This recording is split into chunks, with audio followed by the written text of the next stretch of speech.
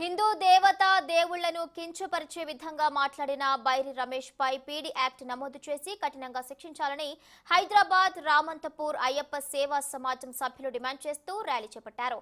అనంతరం పోలీస్ స్టేషన్లో ఫిర్యాదు చేశారు. హిందువుల్లో ఉన్న ఐక్యతా లోపం వల్లే హిందువుల దేవుళ్లపై ఇలాంటి మూర్ఖులు ఇష్టం వచ్చినట్లుగా మాట్లాడుతున్నారని ఆవేదన వ్యక్తం చేశారు.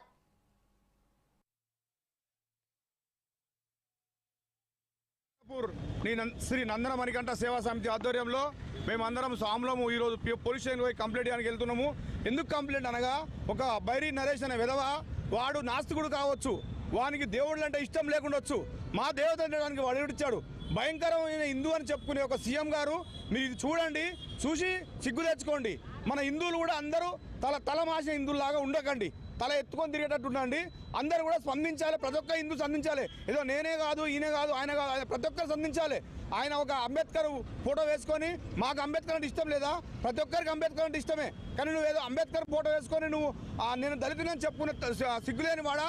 దళితులు అంటే మాకు అభిమానము. దళితులు మా ఏమంటారు, దళితులు మా దగ్గర మాలేసుకుంటారు, మేము అందరం కలిసి చేసుకుంటాం, మేము అందరం ఒక దగ్గర ఉంటాము. నువ్వు అందరినీ పరువు తీస్తున్నావు బైరి నరేష్. ఈరోజు మేము రామంతపూర్ నుంచి శబరిమల సేవా సమితి మంది నందన మణికంఠ సేవా సమితి తరఫు నుంచి అందరము టీవీ స్టూడియో దగ్గర ర్యాలీగా ఉప్పల్ పోలీస్ స్టేషన్కి బయలుదేరుతున్నాము. నిన్నగాక మొన్న ఒక అనుచితమైన వ్యక్తి తన ఇష్టానుసారంగా దేవుని గురించి మాట్లాడడం, అతనికి ఏ విధమైన ఏం హక్కు ఉన్నది? అతను దేవుని పుట్టుక తెలుసా, దేవుని చరిత్ర తెలుసా, ఏమని మాట్లాడుతున్నాడు?